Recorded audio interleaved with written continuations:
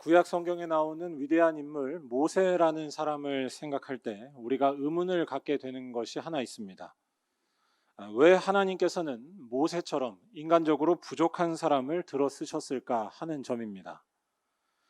모세에 대해서 우리가 알고 있는 많은 내용들은 그의 약점과 한계가 많은 모습들이라고 할 수 있습니다. 모세는 말을 잘하지 못하는 사람이었습니다. 모세는 자기 자신을 두고 입이 뻣뻣한 자다라는 말을 수차례 고백하기도 했습니다. 천성이 말을 잘 못했다라는 뜻입니다. 거기에 더해서 모세는 겁이 참 많은 사람이었습니다.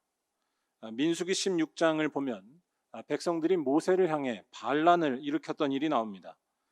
그때 모세는 즉시 엎드렸다라고 나오고 있습니다. 백성들이 무서우니까 즉시 자세를 낮추며 자기를 보호했던 것입니다. 겁이 아주 많아서 용기도 별로 없고 또 배짱도 별로 없었던 사람이 모세였습니다.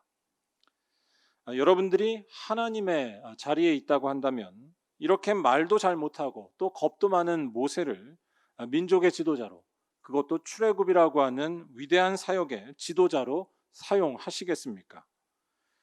기왕의 인물을 쓴다면 모세 말고 더 좋은 모습을 갖춘 그런 사람이 어울리지 않을까요? 그런데 하나님께서는 다른 사람도 아닌 모세를 들어 쓰셨다는 것이 성경의 기록입니다. 이러한 사실은 일단 하나님께서는 약하고 부족한 사람도 사랑하신다라는 것을 알려줍니다. 약점이 있을지라도 하나님께서는 버리지 않으시고 또한 하나님의 일에 사용하신다는 것입니다. 그런데 여기에는 이것보다 더 중요한 사실이 있습니다. 하나님께서 함께 하시면 우리 사람이 가지고 있는 약점들은 더 이상 장애물로 역사하지 못한다는 것입니다. 하나님께서 함께 하시면 우리 사람이 가지고 있는 약점들은 더 이상 장애물로 역사하지 못한다는 것입니다. 하나님께서 모세에게 하셨던 일을 한번 기억해 보시면 좋겠습니다. 하나님께서 모세에게 하셨던 일은 우리가 흔히 기대해 볼 수 있는 그런 일들이 아니었습니다. 말을 잘 못한다면 어떻게 해야 되겠습니까? 말을 잘하게 해달라고 해야 되지 않겠습니까? 또 겁이 많으면 두려움이 없게 해달라라고 부르짖는 것이 자연스럽습니다. 그런데 하나님께서는 모세에게 그러한 일을 행하지 않으셨습니다. 하나님께서는 모세의 그러한 약점들이 아무런 문제가 되지 않게 하는 놀라운 일을 행하셨다는 것이 성경의 기록입니다. 바로 하나님께서 모세에게 생명이 되어주셨으며 하나님께서 모세의 힘이 되어주셨던 것입니다. 때로는 하나님께서 준비하신 사람을 붙여주셨습니다. 그래서 그가 말을 못해도 잘 일을 할 수 있게 하셨습니다. 또한 때로는 하나님께서 예비하신 은혜로 붙들어 주셔서 겁이 많을지라도 모세에게 맡겨진 사명을 다 완수할 수 있도록 하셨습니다. 다시 말해 하나님께서 모세에게 생명이 되시고 힘이 되시자 그의 약점들은 더 이상 중요한 것이 되지 못했다는 것입니다. 모세의 인생에 불행한 것이라고 여겨졌던 모든 것들이 하나님 때문에 다 무효가 되어버리고 말았습니다. 절대적인 생명이신 하나님의 영에 사로잡히자 아무런 부족함이 없게 된 것입니다. 그것이 모세가 일했던 것에 정확하고도 놀라운 모습이었습니다. 오늘 말씀이 예수님에 대해 전하는 것도 마찬가지라 할 수 있습니다. 오늘 말씀은 예수께서 가난한 자에게 복음을 전하시고 억눌린 자에게 자유를 주시며 눈먼 자를 다시 보게 하는 놀라운 역사를 일으키신다고 전하고 있습니다. 예수께서 그러한 일을 행하시는 이유는 분명합니다. 하나님의 능력이신 이 예수가 모든 사람들에게 생명이 되시기 때문이고 능력이 되시기 때문이라는 것입니다. 예수께서 생명이 되어주실 때에 가난할지라도 부한 자가 되는 줄로 믿습니다. 예수 안에 있을 때에 만물의 주인이신 하나님의 능력과 권세가 바로 그의 것이 되기 때문입니다. 예수가 생명이 되실 때에 눈이 멀었어도 다시 보게 되는 줄로 믿습니다. 예수 안에 있을 때에 어떤 질병도 역사하지 못하는 생명의 눈이 바로 나의 눈이 될 것이기 때문입니다. 다시 말해 가난과 억눌림과 질병 등등 우리의 삶을 괴롭히는 모든 것들이 더 이상 역사하지 못하게 되는 놀라운 일이 바로 예수로 인해 일어났다는 사실입니다. 하나님의 능력이신 예수가 이제 우리들의 새로운 생명이 되었기 때문입니다. 그래서 이 예수를 만날 때에만 우리는 참된 해방을 누릴 수 있으며 참된 자유를 가지게 된다는 것이 바로 오늘 말씀입니다. 오늘 말씀은 예수께서 처음 공생애를 시작하실 때에 대한 말씀입니다. 광야에서의 시험을 다 이겨내신 예수께서는 성령의 능력을 힘입어서 갈릴리로 돌아오셨습니다. 예수께서 처음 사람들 앞에 서셔서 말씀을 가르치시고 그의 사역을 시작하신 곳이 다른 곳이 아니라 갈릴리였다라는 사실은 대단히 중요합니다. 이것은 예수님께서 앞으로 어떤 일을 하실지를 알려준다라고 할 수 있습니다. 바로 예수님은 갈릴리처럼 소외되고 가난한 자들을 위하여 일하신다는 것입니다. 갈릴리는 이스라엘에서 상처받고 무시받는 동네였습니다. 그런 곳에서 예수께서는 그의 공생애를 처음 시작하셨다는 것입니다. 즉 이 세상에서 상처받는 이들, 무시받으며 살아가는 이들에게 기쁨과 자유를 주시는 것이 바로 예수께서 하시는 일이라는 것을 오늘 말씀은 처음부터 말해주고 있는 것입니다. 이러한 사실은 예수께서 자신의 고향인 나사렛에 가셔서 성경을 택해 읽으신 장면에서 더욱 잘 확인이 됩니다. 여기에서 예수께서는 회당에 들어가셔서 이사야서를 받으셔서 읽으시는데 17절을 보면 이때 이사야서의 한 구절을 예수께서 직접 찾으셨다라고 나옵니다.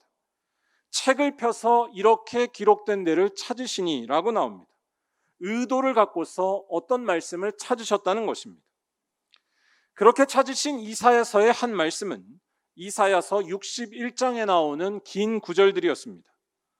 바로 모든 고통당한 자를 해방시켜 주시는 하나님의 놀라운 은혜에 대한 말씀이었습니다. 우리 이 말씀을 한번 다 같이 읽어보도록 하겠습니다. 주의 성령이 내게 임하셨으니 이는 가난한 자에게 복음을 전하게 하시려고 내게 기름을 부으시고 나를 보내사 포로된 자에게 자유를, 눈먼 자에게 다시 보게 함을 전파하며 눌린 자를 자유롭게 하고 주의 은혜의 해를 전파하게 하려 하심이라. 아멘. 예수께서 이사야서에서 특별히 이 말씀을 뽑아서 읽으셨다라는 것, 이것은 다시 한번 예수님의 관심과 사명이 어디에 있는지를 잘 알려줍니다. 세상에 많은 고통당하는 자들과 무시받고 소외받으며 사는 자들에게 구원과 기쁨을 주시는 것이 바로 예수님께서 하시는 일이라는 것입니다. 예수님은 가난한 자에게 복음을 들려주시고 포로된 자에게는 자유를 주시며 눈먼 자에게는 다시 보게 함을 주시는 참 생명의 주님이신 줄로 믿습니다.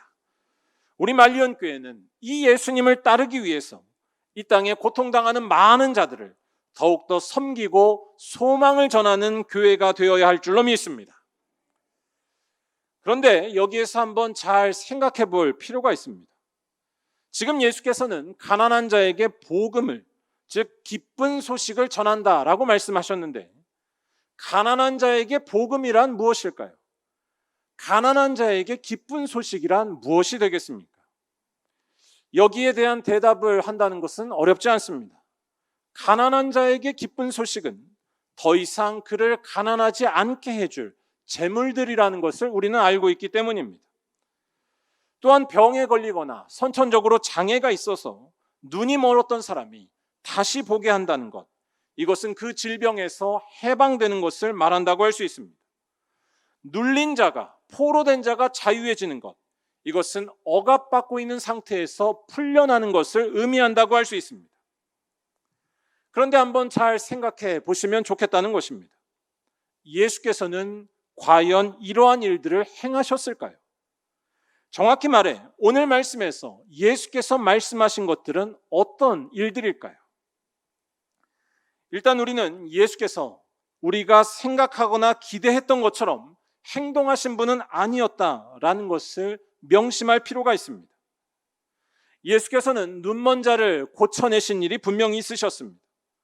하지만 예수께서 모든 장애를 고치신 것은 아니었습니다. 마가복음 6장 5절을 보면 예수께서 아무 권능도 행하실 수 없었다라는 말씀이 나옵니다. 모든 사람들을 고쳐내거나 살려내는 일을 하신 것은 아니었다라는 것입니다. 또한 예수께서는 억울하게 포로된 자를 자유케 하는 그 일도 다 하신 것은 아니었습니다. 예수님 당시에 비참한 죽음을 맞이했었던 세례 요한만 생각해봐도 이 사실을 잘 알 수 있습니다.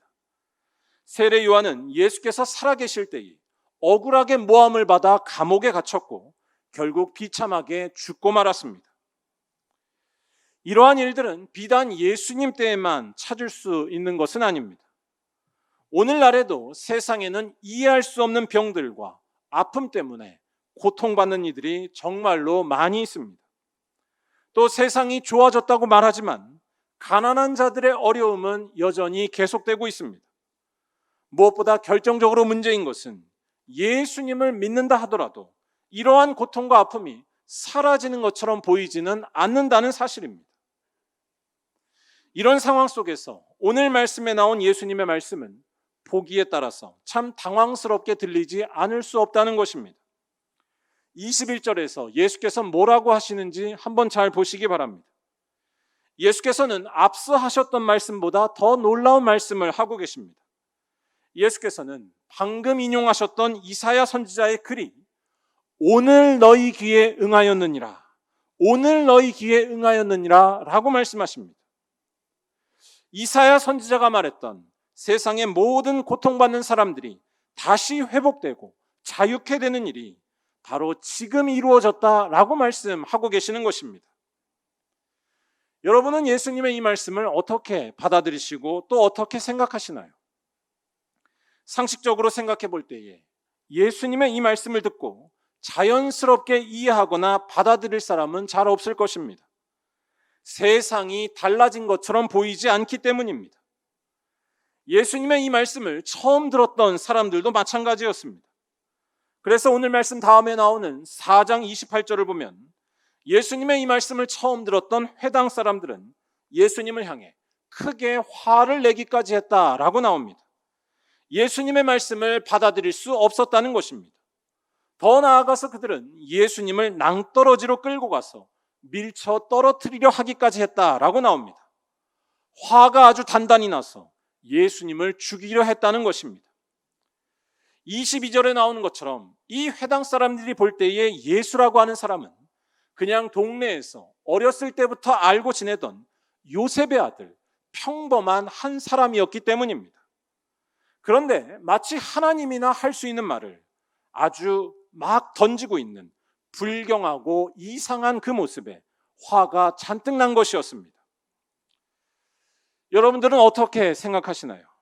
이러한 예수님을 여러분들은 잘 받아들이실 수 있으신가요?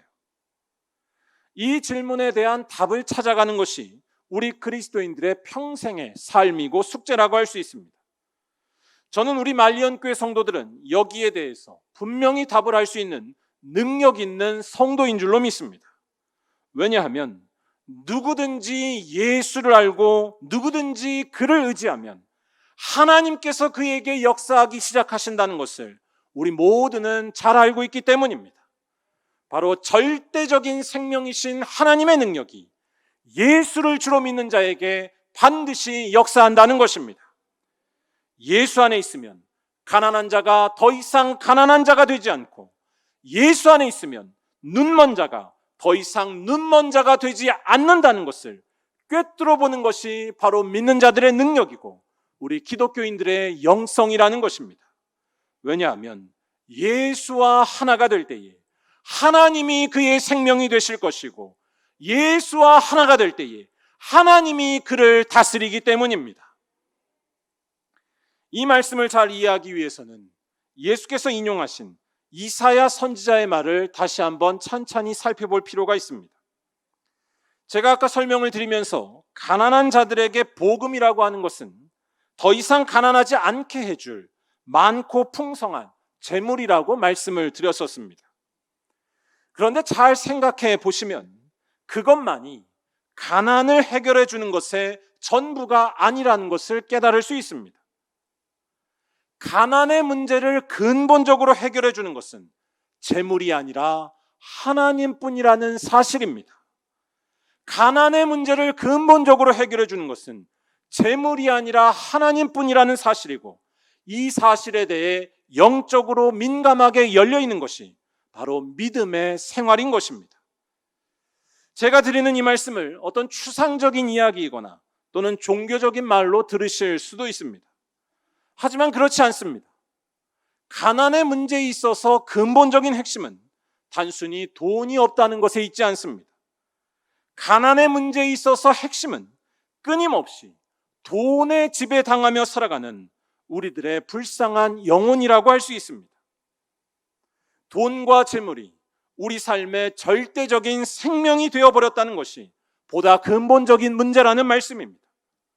거기에서 벗어나지 못하는 한 눈에 보이는 가난의 문제가 해결된다 할지라도, 많은 재물을 가졌다 할지라도 여전히 가난할 수 있으며, 또 다른 문제가 계속된다는 것은 불보듯 뻔하다는 사실입니다. 많이 가지면 많이 가진 대로 문제가 생깁니다. 자기가 지금 붙들고 있는 것이 없어지진 않을까 불안해하게 되며, 또는 남들과 비교하면서 불만을 갖게 되고, 아니면 아예 반대로 교만에 빠져버릴 수도 있습니다.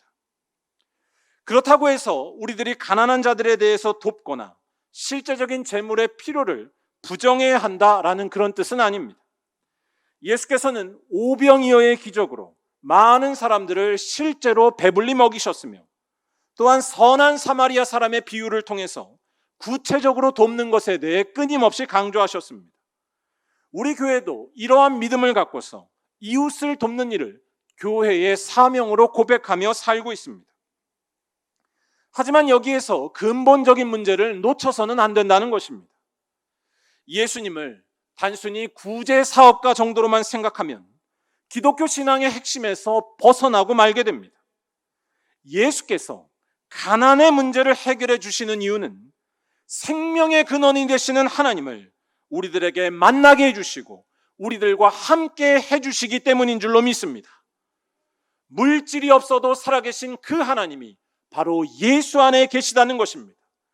아무 것이 없어도 배불리 먹게 하시는 그 하나님이 바로 예수 안에 있다는 것입니다. 하나님께만 안전이 있고 하나님께만 생명이 있으며 하나님께만 진정한 배부름이 있는 것입니다. 우리의 영혼을 채우시는 분은 바로 하나님뿐인 줄로 믿습니다. 그런데 예수께서는 이 하나님을 우리들에게 보여주실 수 있기 때문에 이 예수만이 가난한 자에게 참된 복음을 전하실 수 있다는 것입니다. 진정으로 가난에서 벗어나 부욕해 하시는 능력이 바로 예수님에게 있다는 것입니다. 그래서 예수께서는 요한복음 6장에서 자기 자신을 두고서 생명의 떡이라고 선언하기도 하셨습니다. 우리 다 함께 요한복음 6장 48절에서 51절까지를 읽어보겠습니다. 내가 곧 생명의 떡이니라.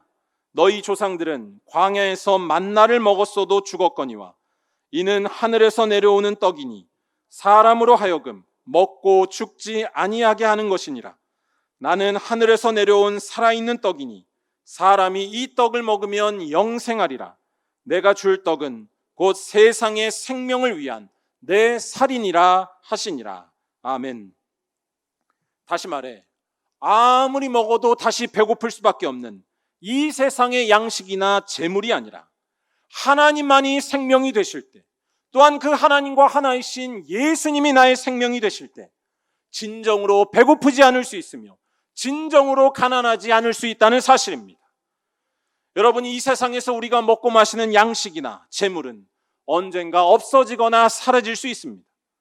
또한 남들이 가진 것과 비교할 때에 그 가치가 하루아침에 달라질 수도 있습니다. 하지만 하나님은 그렇지 않으시다는 것입니다.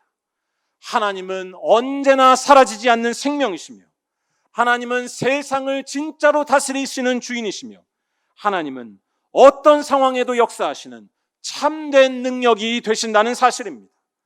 이분을 만나고 이분을 섬겨야지만 진정한 부자가 되는 것이고 진정으로 가난해지지 않는 것이고 진정으로 위험해지지 않는다는 말씀입니다.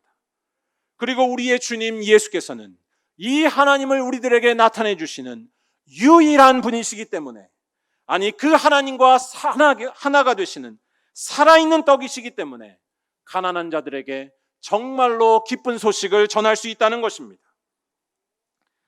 저는 그런 점에서 생각해 볼 때에 지금 말씀드린 이러한 사실, 하나님만이 우리의 생명이시고 복이 되신다는 이 사실을 깨닫는다는 것은 대단히 심각한 일이 된다라고 말할 수 있습니다.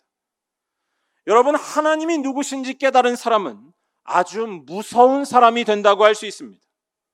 무슨 말씀이냐면, 이러한 사람이야말로 어려운 이웃들을 위해 섬기고 자기를 다 버리는 일에 모든 열심을 낼 수 있고 헌신할 수 있다고 말할 수 있기 때문입니다. 다른 말로 하자면 조금도 자기 재물에 집착하지 않으면서 자기의 것을 아낌없이 나눌 수 있는 능력이 오직 하나님을 안 사람에게만 있다는 것입니다. 왜냐하면 재물이 아니라 하나님만이 나에게 안전이 되고 하나님만이 나에게 생명이 되고 하나님만이 나에게 배부름이 된다는 것을 알기 때문입니다. 이 사실을 알기 때문에 재물에 대해 아까워하지 않을 수 있다는 말씀입니다. 마가복음 12장 44절에 나오는 가난한 과부의 헌금 이야기나 또 누가복음 19장 8절에 나오는 삭개오에 대한 이야기를 잘 생각해 보시기 바랍니다.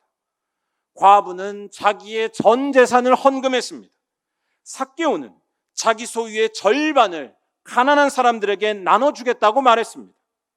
그들이 이렇게 할 수 있었던 이유가 어디에 있었을까요?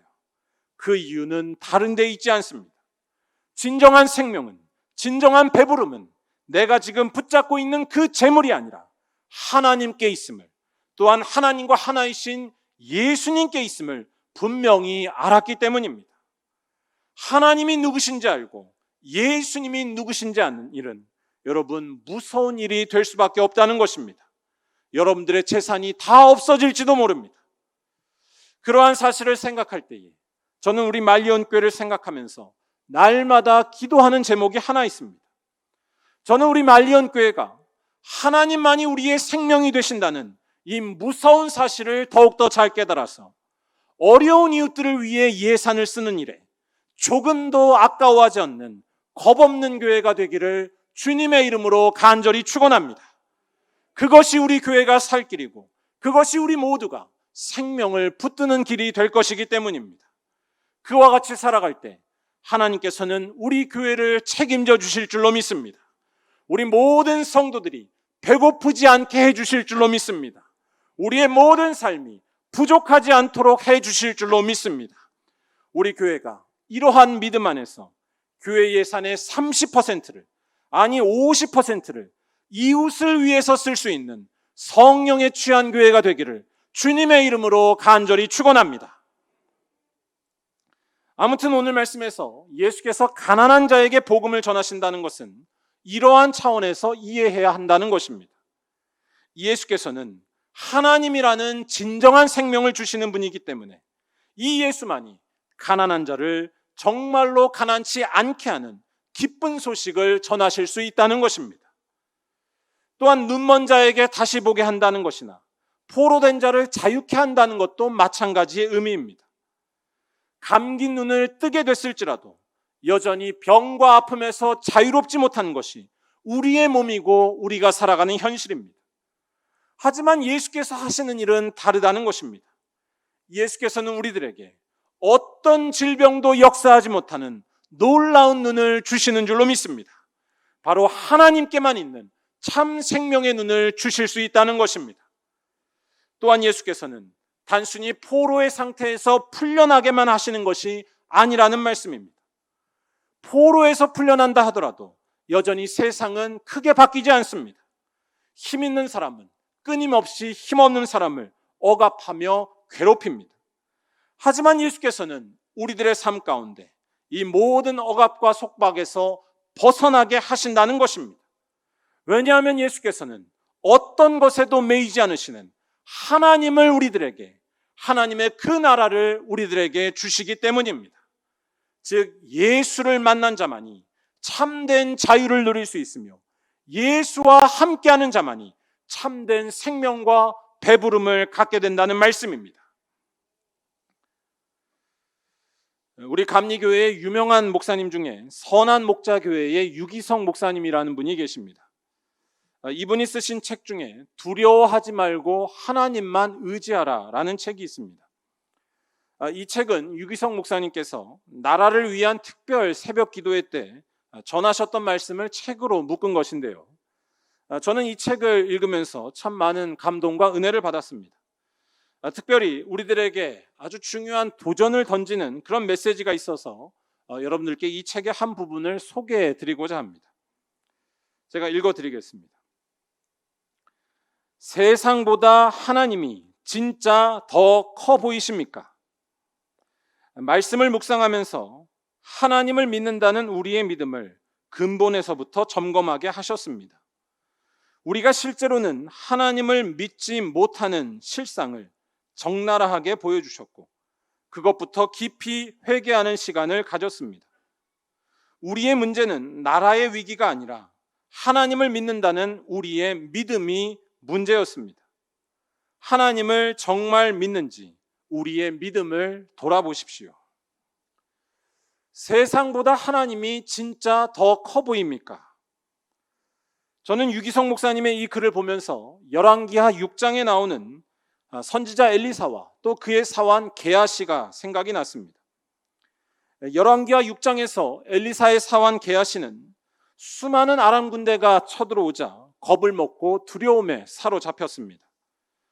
하지만 그때 엘리사는 6장 16절에서 게하시에게 이렇게 말합니다.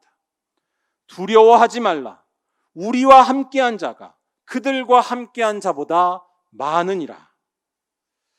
이어서 엘리사는 사환 게하시를 위해서 간절히 기도합니다. 그러자 놀라운 일이 일어나는데요. 우리 다 함께 열왕기하 6장 17절의 말씀을 한번 읽어보도록 하겠습니다. 기도하여 이르되 여호와여 원하건대 그의 눈을 열어서 보게 하옵소서 하니 여호와께서 그 청년의 눈을 여시매 그가 보니 불말과 불병거가 산에 가득하여 엘리사를 둘렀더라. 아멘. 불말과 불병거가 산에 가득하여 엘리사를 둘렀더라. 여러분, 기독교 신앙을 갖는다라는 것, 이것은 눈을 뜨는 것과 같은 일입니다. 유기성 목사님의 말씀처럼 세상보다 하나님이 진짜 더 커 보이는 눈을 갖는 것이고, 또한 엘리사의 사환 게하시처럼 수많은 아람 군대보다 우리와 함께하고 있는 하나님의 군대가 더 크고 많다는 것을 똑똑히 보는 일입니다.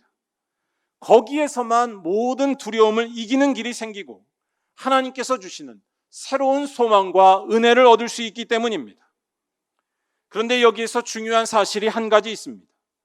이렇게 감춰져 있었던 하나님을 보게 되는 그 눈뜨는 일의 핵심은 바로 예수가 누구인지 알아보는 것에 있다는 사실입니다. 예수가 바로 하나님의 생명이 되시는 줄로 믿습니다. 예수가 바로 하나님의 능력이 되시는 줄로 믿습니다. 이 사실에 대해서 날이 갈수록 환하게 눈을 뜨는 것이 우리 믿는 자들의 삶이라는 사실입니다. 우리 말리언교회 성도들은 이 사실을 더욱더 분명히 알아가실 줄로 믿습니다. 왜냐하면 예수께서는 죽으셨지만 3일 만에 다시 살아나셨다는 것을 우리 모든 말리언교회 성도들은 분명히 알고 믿기 때문입니다. 죽음이나 질병이 역사할 수 없는 생명, 가난과 고통이 막을 수 없는 참 생명이 오직 예수님께서 드러내셨다는 것입니다. 예수님께서 그 모든 것을 이기셨습니다. 예수님은 하나님과 같으신 분이라는 사실입니다. 사랑하는 여러분, 이 예수를 온전히 알아보고 눈을 뜨는 은혜가 우리 모두에게 충만하기를 간절히 바랍니다. 그와 같이 살아가실 때 오늘 말씀이 약속한 가난한 자에게 복음이 전파되고 포로된 자는 자유를 얻으며 눈먼 자는 다시 보게 되는 주님의 놀라운 구원의 역사가 우리 모두의 삶 가운데 분명히 이루어질 줄로 믿습니다. 예수가 누구신지 알아보는 일에 다시 한번 힘쓰며 살아가시기를 간절히 바랍니다.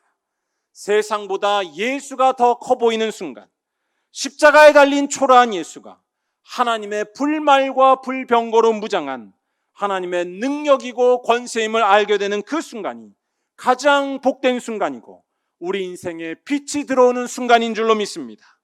이 순간을 갖기 위해서 날마다 기도하시고 날마다 말씀 보시고 날마다 찬양하며 살아가시기를 간절히 바랍니다. 또한 이와 같은 사실을 분명히 깨달았기 때문에 내가 갖고 있는 것을 아무것도 아까워하지 않고 하나님의 생명을 살리는 일에 더욱더 힘쓸 수 있는 이 무서운 은혜가 여러분 모두에게 가득하기를 간절히 바랍니다. 우리 말리언교회가 그러한 믿음과 은혜로 충만해져서 이웃을 사랑하는 일에 아낌없이 헌신할 때에 우리 교회는 세상에서 볼 때는 가난해질 수 있겠지만 아무런 부족함이 없는 하나님의 능력이 충만한 교회가 될 줄로 믿습니다. 바라기는 이러한 믿음으로 살아가셔서 우리의 인생을 반드시 부족하지 않게 하시는 하나님의 놀라운 역사하심이 저와 여러분 모두에게 가득하시기를 주님의 이름으로 간절히 축원합니다. 기도하겠습니다.